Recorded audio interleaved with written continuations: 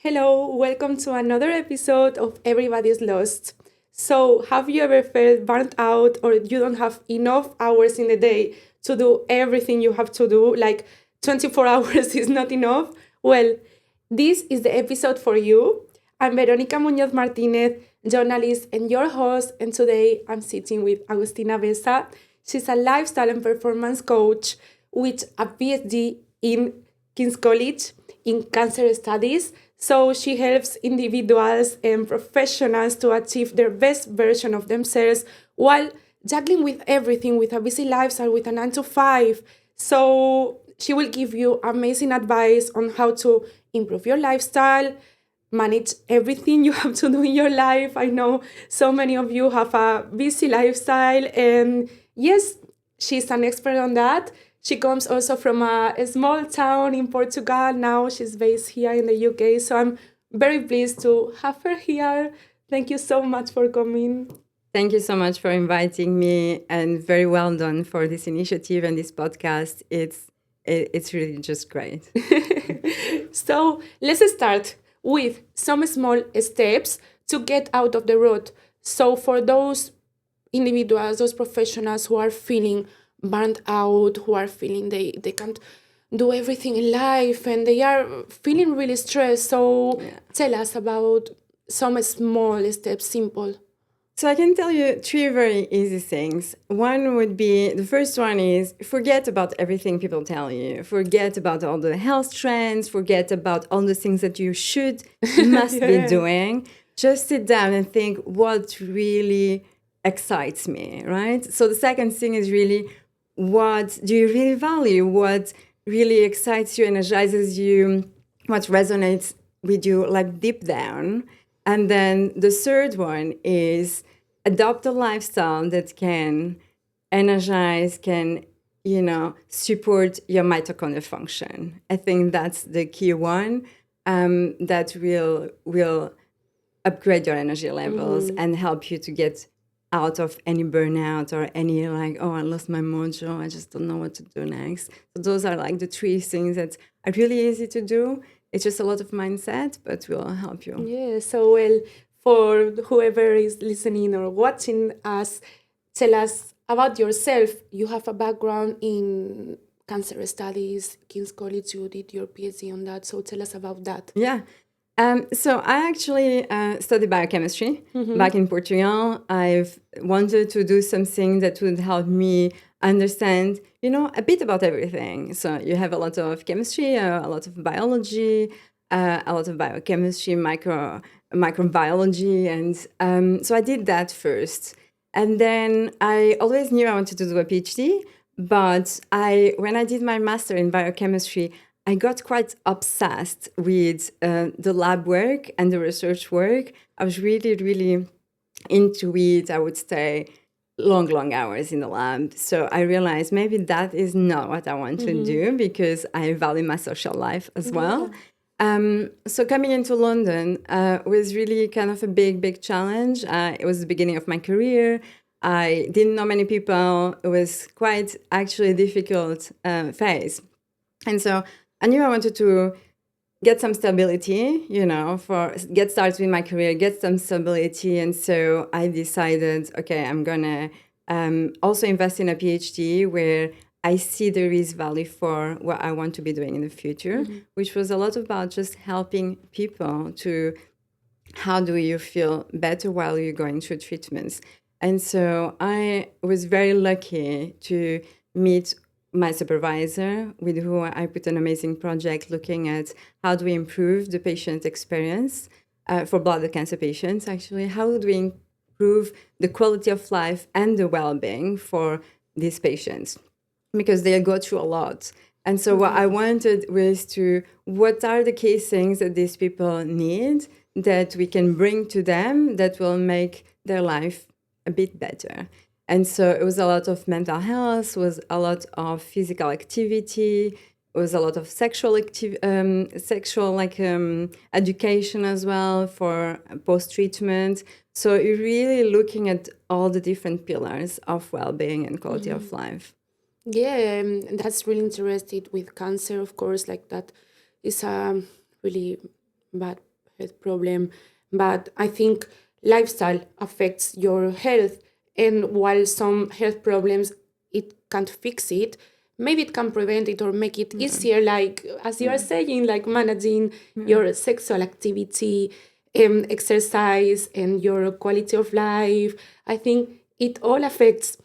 But I have one question because you said, well, I want to have social life and everything, but how do you combine that with studying a PhD? Because for me, I mean, how did you combine that? Like Yeah. dating, having a social life, all of that while studying a PhD and studying a PhD in your second language, which is Yeah. not easy at all. So, yeah, tell us about that. So I can say actually it was probably the most exciting phase of my life. I loved it. I was extremely fulfilled. I think what we have to think is actually I was working full time. I was doing my PhD on top of it. And for me, being new in London, socializing was really important. And so I remember one day I actually sat down on the floor of my living room and I thought, okay, I'm now doing my PhD. It's been 3, 4 months. I've been working quite a lot. And I really want to make sure I don't end up in 10 years down the line just someone who just worked and studied. So I made a list of all the things that were really important to me and what do I want my life to look like? And it's really a hard exercise to do because you have to really forget about everything you are told, forget about everything people say you should be doing and this and that. It was just sit down. And then I had things like, well, I want to learn boxing. Want to learn how to dance. I want to date. I want to go out. I want to discover restaurants in London. And so I wanted to do all these things as well. I wanted to work out. And so what I've done was just make a list of all the things that generally excite me, generally are aligned with my values, what I think it's really important to me. And when you do that, you realize you can be tired. Some days you do need to sleep. Let's be honest, right? Everyone is tired. You can just keep going without any sleep. Yes. But the energy that you get from doing the things that really resonate with you, it's incredible. And we often forget about that because we just do the things that we are told we should be doing or that everyone is doing. So let's, it happens a lot with the health trends. Everyone is doing this, so I'll try it. And then you really don't feel energized because it just doesn't align with your own biology. So it's really I think that was probably the key thing. I just felt I was doing things that were exciting, for me were energizing. So it didn't feel, didn't feel that hard. I was actually surprised when people were asking me, how do you manage it all? Because I couldn't understand why are people asking me this question. I really enjoyed doing my PhD. It happened the same to me when I was in university last year. So even now, some friends they tell me, "Oh, you work so hard. Make sure you rest." But I don't feel burned out. I might feel tired, but I don't feel burned out or stressed because I'm enjoying what I'm doing, and it's not like I'm just doing this or I'm also make sure that I do the hobbies that I like. I do exercise, I do Pilates, or I socialize, and honestly, you can really have time for everything. And if you, as you said, like really think about what you like or go to the hobbies you liked when you were younger or when you were like a child, because I think one problem that professionals might have is like their personality is their work, right? So you are a person outside of your work, and there's so how then it evolved from, I guess, because you were so good at managing everything, then you decided, let's give it a go in lifestyle coaching. And how did you become a lifestyle coach? So that's actually really interesting because I did not think at the very beginning of my career to become a coach.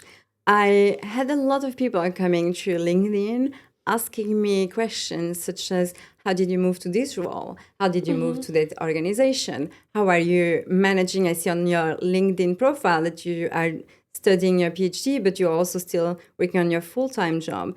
And so I was always very happy to network because I got myself a lot of help when I was just starting in my career. So I want to give it back. And I'm always keen if someone wants to reach out and have a chat, if I can help, then, it's. And so I had a lot of these talks, and I just slowly realized that I started helping them with their CVs and a bit of interview preparation. And when you do that, it's interesting how people think that they are not ready, or that they are not good for that role, or that they don't have that experience or those skills. And you realize that we just think or put ourselves down quite a lot. And there was a lot of work around changing, how they see themselves, bringing experience, past experience to this, next role that they wanted to have. And then a lot of mindset work as well. And I realized that it was just coming naturally to me. And what I liked the most was I was so excited to see people actually be confident in the interviews or in their new jobs. And really like just that opportunity to help them. And then slowly it became not only CVs and, interview preparation, it just kind of naturally became a bit of life coaching. And then after that, I realized, well, actually, with all my background and all the genuine interest around health, I want to do a accreditation. So I did my lifestyle medicine accreditation to really combine it all. So I really want to feel I can help people to achieve their goals and, put their ambition higher and go further. And you can't do that without building enough the right foundation. You have to build a foundation that energizes you enough so you can work towards these goals. And the things you were saying, around doing your hobbies and going to the gym, doing your Pilates, those are things that seem exactly. They seem really like irrelevant, or it's just something to distract myself, or I'm resting. No, they are key to distract yourself things. and to remove the stress of your life and become more confident. Because I guess when you started doing boxing, and then at first could be frustrating, but then when you realize you can do it and you feel like powerful, you feel strong, you like doing a hobby that you can improve yourself and not just in work. It's like it gives you a different mindset, right? No, definitely. So I can tell you actually, when I came to London, it was really hard for me because I almost didn't speak English. So I don't even know how I even got my first job. I think they gave me the job because of the skills and the knowledge, like the scientific expertise, but not because of my English for sure at the moment. You just have to roll with it. The same with me. Like I came here, I was 19, 20, and I don't know, like I just kept going. Sometimes I think that's one mistake or one thing that your clients had in the past, that is the self-confidence, and that you need to be fully prepared in the imposter syndrome. But if you do things you love, and I think something really important that improves your confidence as well is socializing. It makes you happy, 100%. right? But actually, for me, it was actually hard to socialize because my English was not good. Yeah, my English was not good, and so I was finding it really hard to understand like casual conversations. So what I did was. That was when I started my running, actually. I started running every single morning. And that run was the key thing to set me up for the day. And as I was running and pushing myself and, one more minute today, and today I will improve in, maybe 30 seconds. And that morning routine I had created around running was probably the key thing for me to be like, okay, if I can control, my legs, if I can run faster, if I can do this, then I just feel energized and I can actually cope with the rest of the day. And that really helped me a lot. Yeah, and talking about morning routine, and we mentioned these health trends. What is your morning routine? Tell us first, what is your morning routine? So I became a morning person, actually. So I wake up around 6 every day. I'm a bit of a clock already, so I wake up quite naturally. I have a small espresso. So people say you have to drink water first. I do sometimes, I but need, I need my coffee to. I need my honestly, I just Nespresso. I'm looking forward to wake up and make my espresso like with these mocha pots. I think it's something really Mediterranean, like Portugal, Yes. Spanish. I've seen my dad or my parents like wake up and put the mocha pot and the coffee. Big, Exactly.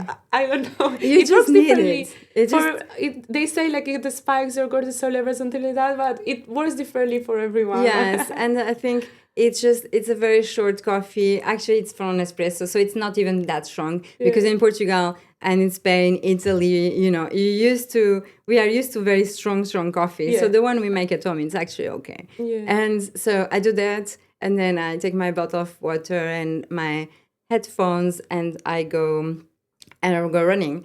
So I have actually a treadmill at home, so I run. That's the first thing.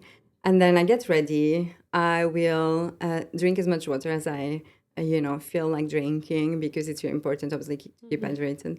And then get ready, and I walk my dog, which is a really nice way actually to. She's very stressful Cute. sometimes. She's a puppy, but it's a really nice way to just, think about the day, what's coming. It's a nice half an hour, of 3-day reflection almost. And then I'll come back, have my breakfast, and then if I have to go somewhere, I will just go.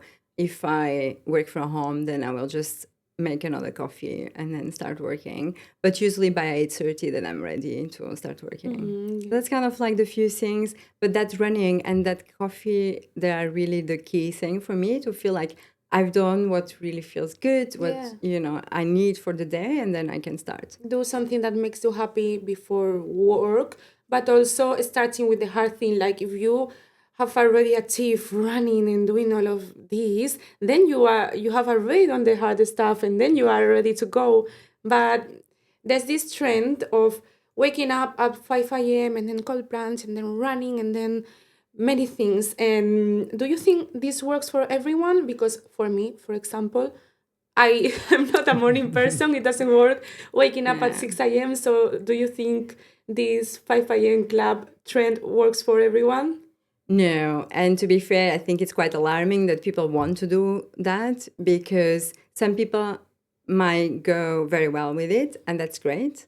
But it's a trend. You have your circadian rhythm, you want to be respectful to that, and it's your own biology. And if you feel like you have to sleep until 8 a.m., please do sleep until 8 a.m. and get the rest that you actually need. What is really, I think, alarming is to see people coming into these trends and feeling anxious and bad about the fact that, You're not oh, I doing didn't have anything. time to meditate in the morning. I don't have time to do my yoga, to run, to do my journaling, and to have breakfast full of protein and good fat, and then, get ready and go.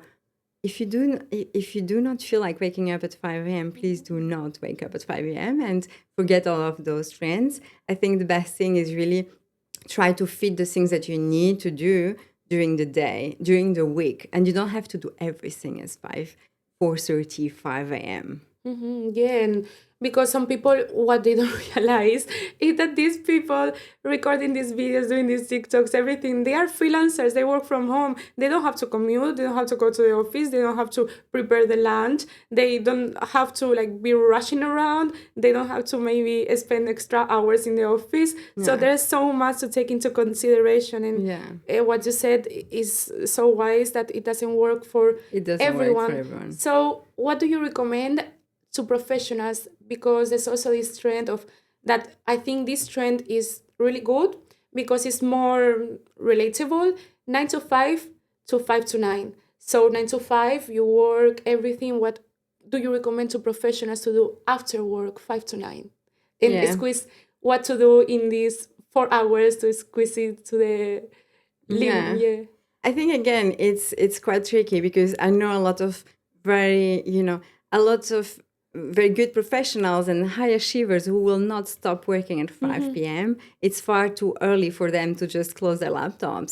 So it's really tricky because they might just have to work until 7 or 8. Yeah. And so you have to kind of be mindful of this. I think for me, the key thing is when you look at the full day and the amount of hours you have, and if you remove 8 hours for sleeping, and you look at the full week that you have, is where can I build the routine and the lifestyle habits I need to increase my energy levels? And I give you an example. when I start running at 6 in the morning, at 7, I wake up at 6 to start at the latest at 7. I was actually not a morning person.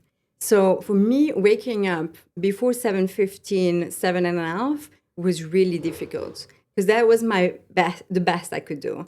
And so it happened to me waking up and even going to the gym, park my car in front of the gym and stay in the car because I couldn't go running because I felt it's really hard. What I understood was that for me, socializing, for example, and doing extra work that I wanted to be doing was really, really important. So if I could not go and run in the morning, I had to do it at 5. And because I still wanted to do it, I believe on the benefits of exercising.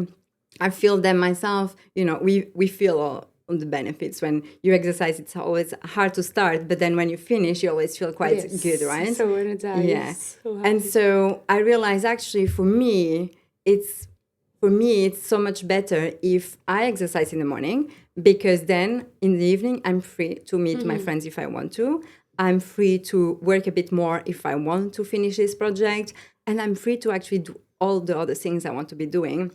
And if I do the other way around, I know I will always miss either on the exercise, either on the socializing or on the projects I wanted to be doing. And that kind of trigged me to start waking up a bit earlier and run in the morning. So it's really finding what are the things that you want to be doing during the week.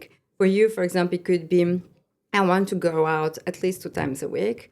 I want to exercise at least 3 times a week. So where do I fit that? And it doesn't need to be at 5. It could be lunchtime. It doesn't work for me, but I know many people who use their lunch hour to work out. Yeah. So it's really finding what works for you. Yeah.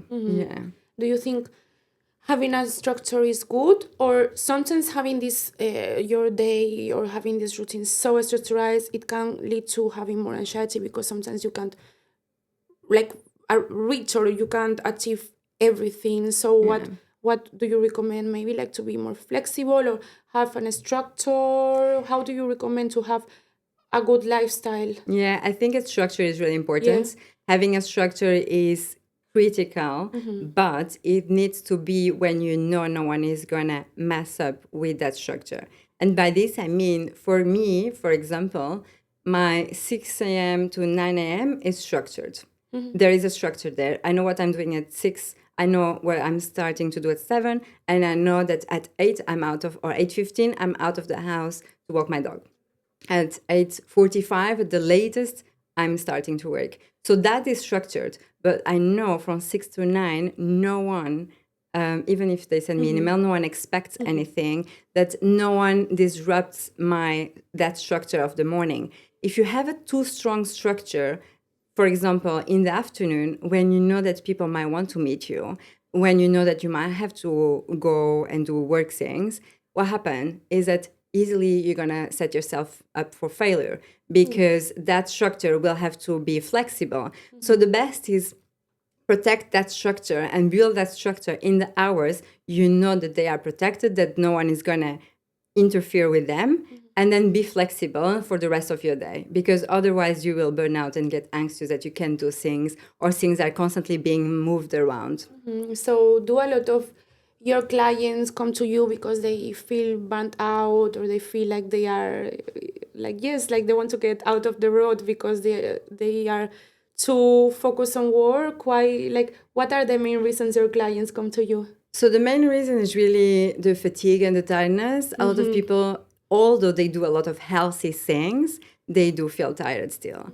And you can work out a lot and you can have a very healthy diet, but often you still feel tired because what we hear about being healthy is not necessarily energizing. And that's what we forget sometimes, right? So you might be trying to feel like, oh, I have to add all these different, exercisings and routines in my day. And then you just feel like I can't cope with everything. And then you focus yourself on working, which is great because you are a high achiever. You want to really, succeed in the projects and the work you're doing. But then often I see people compromising too much on the other extreme to their lifestyle. So people come really to understand how do I, keep a lifestyle? What do I actually add into my routine in a way that I can feel that I'm energizing? And sometimes it's just basic things like understanding what energizes you and forget what we should be doing. And looking again at your diet and think actually there are some healthy salads that are healthy, but are they actually fueling you? Are Yes. you feeling like full enough and energized when you're eating those things? Because maybe you Your need to diet adopt. is important for everything. I think Exactly. if you can be healthy, do exercise, do all of this, but if your diet is not good, then And it's really interesting to see how sometimes, because think about that, when you add some, sleepness into your day, you become sleep deprived, or you have a diet that is actually, rich in ultra processed food, or, you just grab something for lunch, a quick sandwich or something, you become tired, that affects your mental health Yeah. for sure. Your brain, like brain fog is true, It's is a real. reality. It's not, it's just not something we speak about. And so all of these things really impact you and how much energy you have. And what we know is that your ambition depends on your energy. Because if you wake up tired, think about that. If you wake up tired today, how much energy do you have to plan those big goals and that you want to achieve in 10 years down the line? You don't. You're going to focus on what do I need to achieve today and what do I need to achieve this week. That's probably, the best you can do. Well, if you wake up energized day after day, actually you have a lot more energy, more mental space to think about, okay, what are the things I want to get in 10 years down the line? What do I want to do today that will impact that? And so building that energy and that foundation is really important to have that long-term vision. And it goes with sleep, it goes with the nutrition you have, goes with the exercise and the Yeah, physical I'm wondering activity, with myself, how do everything. you wake up energized? Because to be honest, it is really even useful to myself because I wake up tired. Do you It's feel like not good. so I'm gonna apply this advice to myself. But yeah, do you feel like also men and women are different? Because what I realize about my family and like men, when they wake up, they are ready to go. And I don't know, you might know more about this biochemistry or like it's the hormones. I don't know why it is like they wake up more energized, ready to go, and they are like, but we are more slow. So it also depends, like the how like this routine and everything depends on the gender of men and women as well, or I I, what do you th- think? I agree. I think men and women are definitively Yeah. different. Um, I do know people, men, who don't like to wake up very fast, and are Okay. very slow So. waking up. So I would not say it's a Um, difference in that mm, aspect in terms of men and women, but there is a big difference in terms of how we can, cope with the different things that we do. For example, exercising, for example, how you look at your diet, and this big trend around intermittent fasting, for example, is yeah. one. Is it good How that intermittent fasting? I'm a strong believer in intermittent fasting. I do it myself. The way I do it today has changed from the way, I was doing it probably 5, 6, 7 years ago, because, we have a lot more information now. I don't know if you realize, but most of the studies that are out there have been conducted in male. So we often base ourselves in information, results, and outcomes that actually look mostly at male and not at woman. So it's really important to have that in mind and to be mindful that actually you can't just adopt a trend, because you have to look at what was the population studied. And so the day I do it today is very different. And I think as women, we know that there our months are different, right? Men Exactly. have every day is the same. For us, you have the first week, then the second week, and then that's the first 15 days. The And then you have ovulation. exactly. And so what you do before you ovulate, for example, will be different than what you do after you ovulate. And so it's really important to have this in mind. So men and women are definitely different. And it's something that we have to be mindful of, that when we think about the plans and the lifestyle, even what you expect to do in terms of exercise or nutrition overall, when you around the second half of your cycle will be different than what you're doing when you are in the first phase. Like what, for example, when you are in your cycle as a woman, how do you improve your lifestyle or change it how it would normally Yeah. be, like on the go, exercising, doing so many stuff, but then when you're ovulating and on your period, that's a different thing. Yeah. Our energy levels are different. Yes. I mean, you actually, when you are in the ovulation phase, you might actually have a lot of energy Okay. because that's kind of, the phase where your hormones are there working for you. And so we know that actually now, for example, for intermittent fasting, you can be, if it's something you want to be doing, you can be doing it, but ideally in the first phase of your cycle. So it's kind of I actually see it as the perfect phase where you can actually detox, you are, just starting your cycle there. It's a perfect moment to do, autophagy from your cells. You really clean up your cells from all the, toxins and things that you want to remove and like wastage of your cells. And then when you come to ovulation, you want to maybe slow down with the intermittent fasting. And instead of doing, I usually do 16 hours. If instead of doing 16 hours, you stick with the 12 hours, which is kind of the regular that you should be doing. Yeah, and why intermittent fasting improves your energy levels? Because you have, I think this is what I listen to, that is because your body's resting, like fully resting, and when you have dinner at such a late time, your body's still working, you are still digesting that food. Is it Yeah. right? So there are several reasons actually why intermittent fasting helps. One of them, I would say, and the key one to kind of remember is that you have to give your gut and your body a rest around the food that you're eating. And we have this culture that we are constantly eating, so you're constantly telling your gut to be working and digesting. Even when you go to bed, for example, if you are still digesting, you will not sleep as well, and we know that. And the fact that you are giving your body that time to actually rest from the digestion process, it actually gives the opportunity to remove, to use your lymphatic system to actually remove all the waste and the toxins from your body. And what that means is actually you helping your mitochondria. I don't know how familiar you are, but your mitochondria are actually kind of the power cells, the power like batteries, if you want, in your cells, and they produce up to 90% of your energy. So you want to make sure that all you do in terms of your lifestyle, that's a big thing that I consider myself, for me and for everyone with who I work, is really how do we make sure that everything that we do is aligned with what we need to make sure that your mitochondria are more efficient at producing the energy that you need. And that's why I always say that your ambition, it really comes down to your biology. It's not just, I want to be motivated and I want to work hard. No, it's also the energy that you have. Yeah, well, you have that expertise that you studied biochemistry, and now it's like you are a lifestyle coach, and that helps a lot. I'm learning a lot with you, and yeah, like your gut health, it affects your all your organs, everything. Yeah, I mean, there is a lot of studies, right, looking at the gut and brain connection. Okay. So if you actually don't look after your gut properly, you will if you increase the levels of inflammation, for example, in your gut, ultimately you will feel like cognitive tiredness, brain fog, and all these things that you do not want to have when you are a high achiever, a high performer. And so your gut is the main thing that you should be looking at.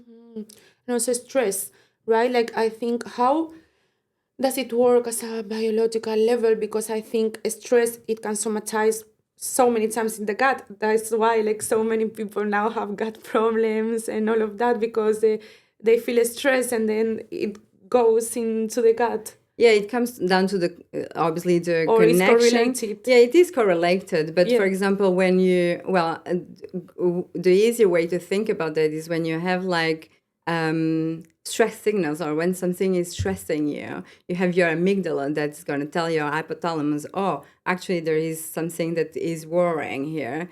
And so there is like a signal, like a pathway that tells your body to say, oh, let's release some cortisol levels. And for example, often, have you never experienced when you become stressed and your digestion stops?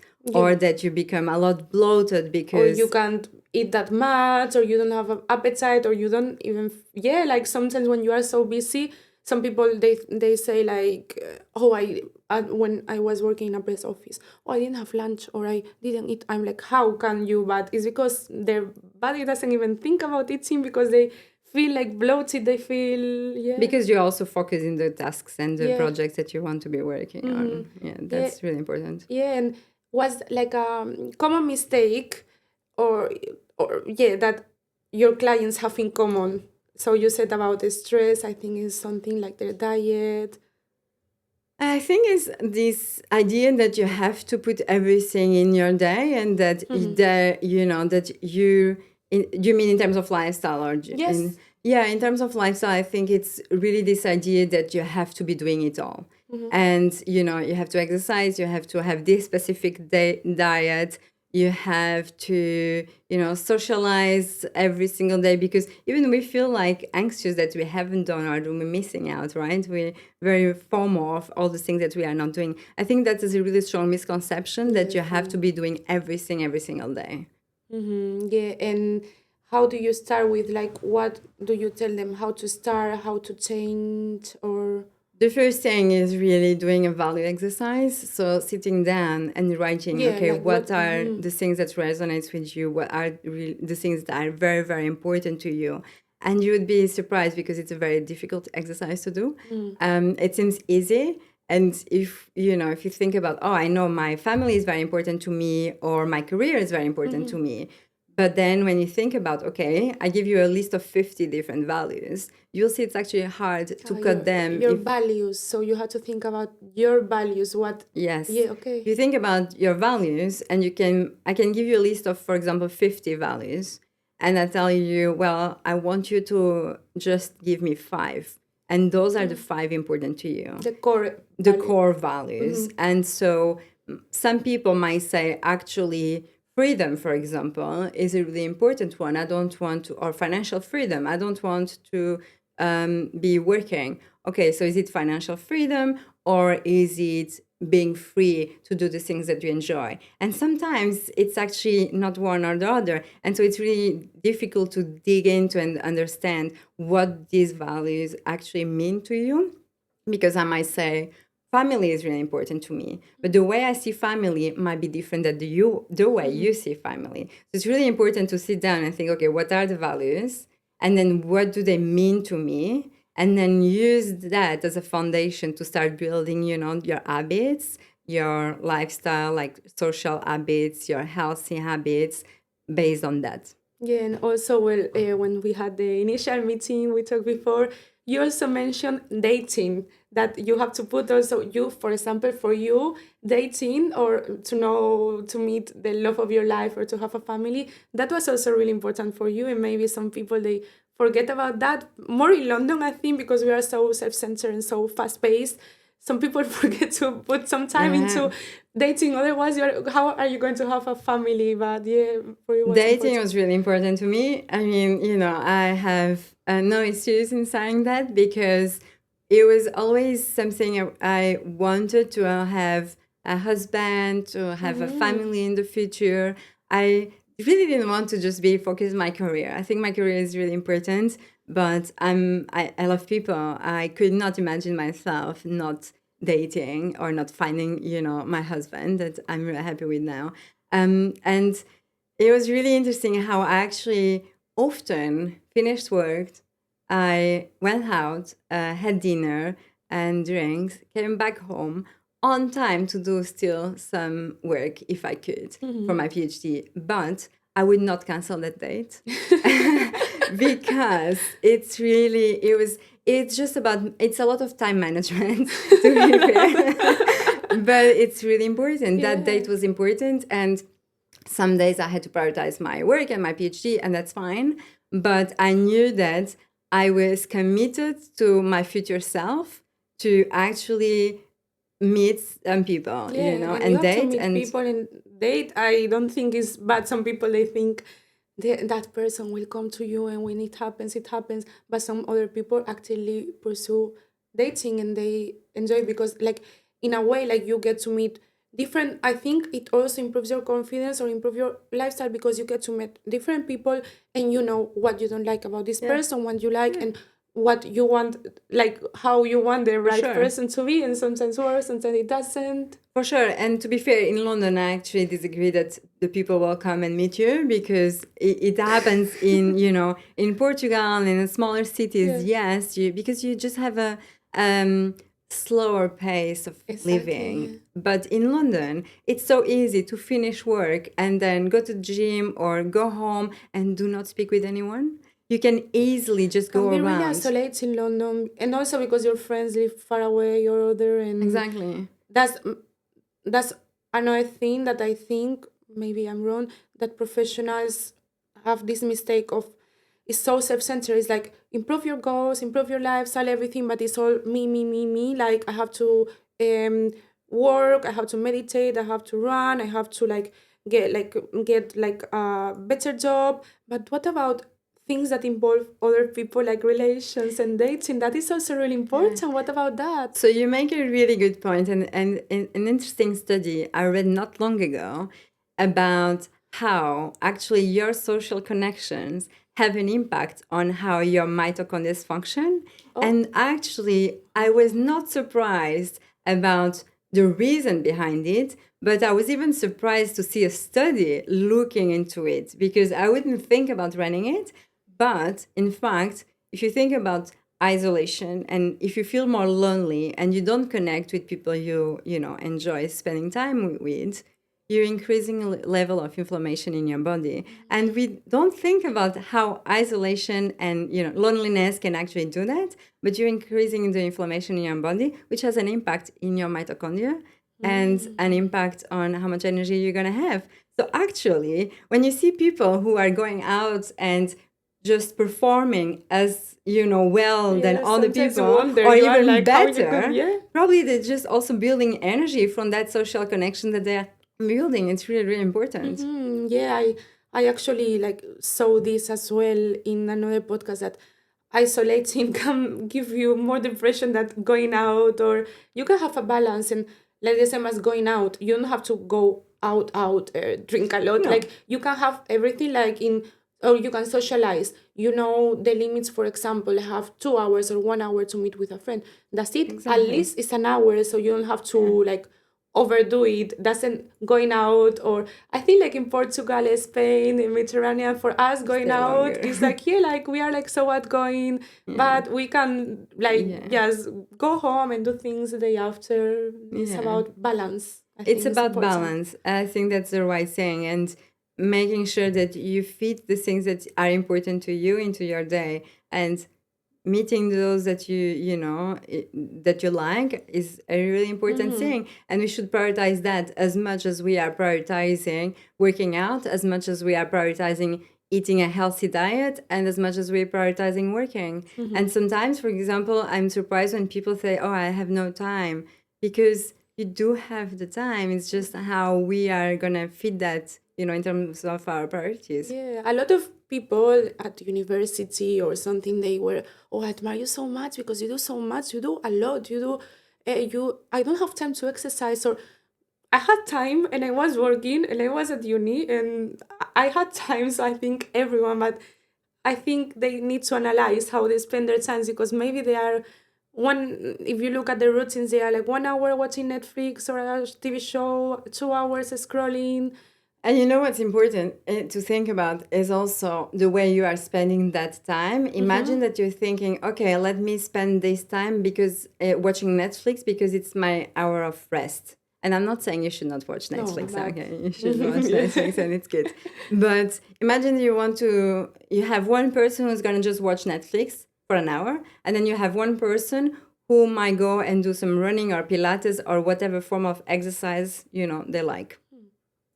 I can almost guess that the person who watched Netflix at the end will be still feeling like, almost tired. You watch Netflix, you physically rested, but you're not fully energized or Yeah. rested to start something. And your drive is, not as strong as the person who actually to rest decided I'm going to go for a walk or for a run or do my Pilates. Because that person actually, you just reminded me, exercise is not a way to only improve your mitochondria and energy levels in terms of the function of your mitochondria, but it's actually improves or increases the amount of mitochondria that you have. Oh, So the amount of ultimately, mitochondria as well. yes. So it's proved, there are studies that shows that exercising, for example, not only increases the efficiency of mitochondria, but actually it improves the process called biogenesis that increases the amount of mitochondria. So actually you don't only have mitochondria that work better, you have more mitochondria that working better. So that's why exercising is so important for you to energize yourself and to feel that you can, achieve and do more. Yeah, So the person who obviously watching Netflix will miss out on that process of having better mitochondria and more mitochondria. Can you explain us again what the mitochondria do to our body? So they are kind of the power, like the batteries of your cells, if you want.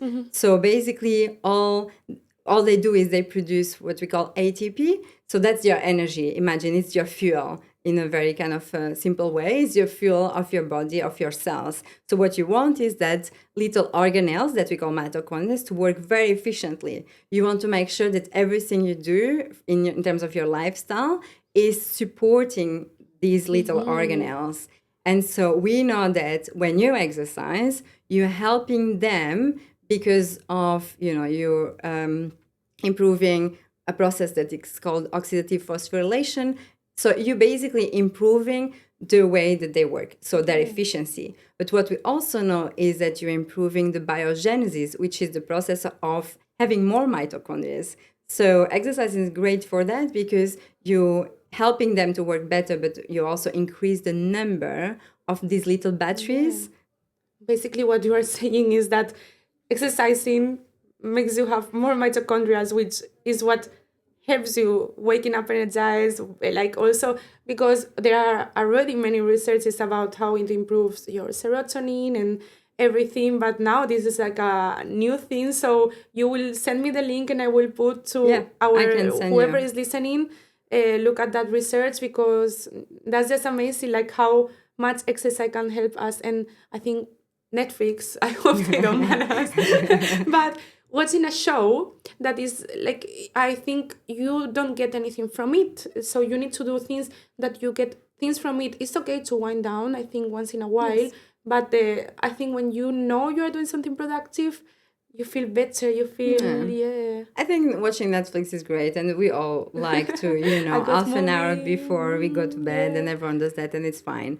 But cannot be the only thing that you are doing to actually feel rested, right? You have to do things in your routine that help you to rest, but in an efficient way. Yeah, and well, you also mentioned, we were talking about this, that you have a client that is making a big career move, right? Tell us Yes. about that.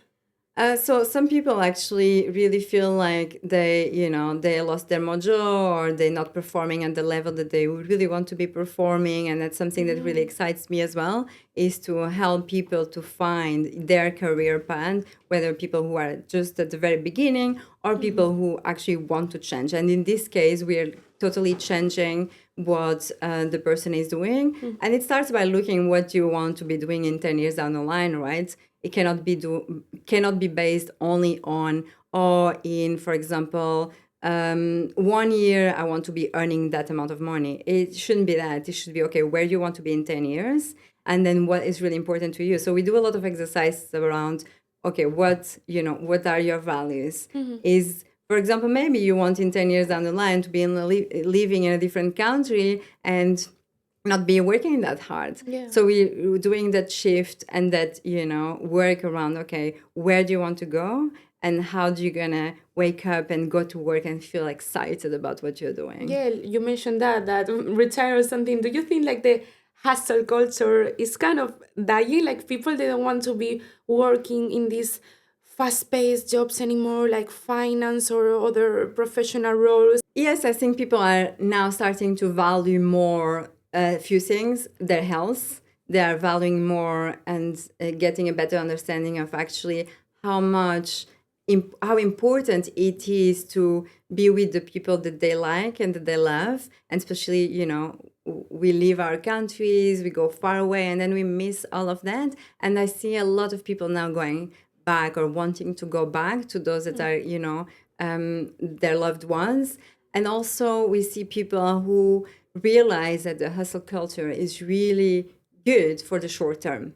So if you really have big goals, those are not short term. There are normally long term projects. And to get there, the hustle culture is not that great because you need to build a foundation that helps you in the longer journey. And so we're seeing that, people are valuing more their health, valuing more the connections with the people that they love, and thinking about how I actually can enjoy my life more. Yeah. And do you have a successful client, someone who broke free from the hustle culture and finally is living the best life? Yes, I think we see people that I've seen people who actually now are doing things that they enjoy more, and that actually had never thought about doing that or never thought about this career path because I kind of mentally just started in this journey. But I see people now feeling like, okay, I'm excited when I go to work because I like what I'm doing. And that's what you want to have, is not feeling like you have to do this job just because you started that career that way. You can change you can careers change. at any point of your life. It's like that's what something as a journalist as well. I thought you need to have your niche, and I like some things, but it's nice to try and find out different things. So our last question: what would you recommend to someone who is feeling lost at this point of life, whether it's their career, feeling burnt out? What's your piece of advice? I think the best thing to do is really sit down, forget about everything, write down the things that really matter to you, write down the things that really matter to you, that you think, okay, this would really excite me. I feel like I want to wake up every morning doing these things. Then once you are very sure about that, and sometimes it's hard, and having someone to do that work with you helps, is okay, let's start building my routine, my habits, my everyday based on this, because you will slowly see that actually you burn out because you're doing these things that don't resonate with you, that you don't like, that you are not excited about doing, and you're missing on doing the things that are really important. So, for example, I have someone who was very, very focused in his career, and his top value was family.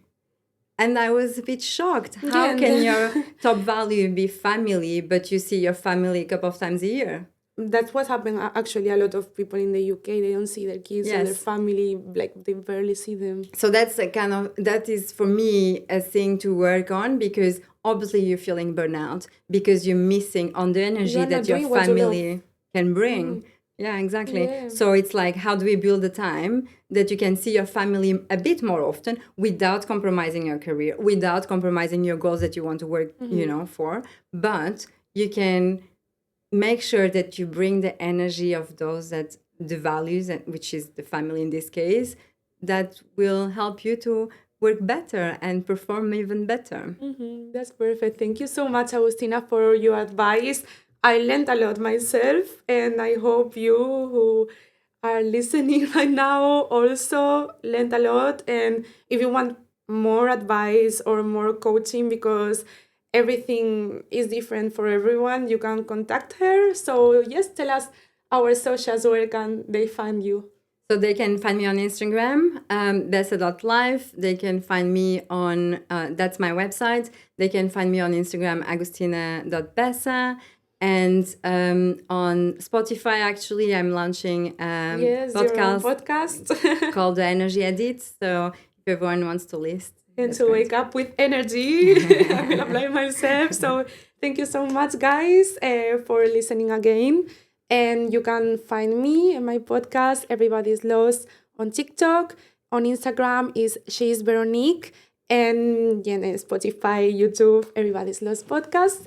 And leave us a comment. Maybe like if you have some questions you want to ask her or me as well, and she can reply to you if you have like a specific Yes. question. So yes, let us know if you enjoyed as much as I enjoyed recording this. Adios.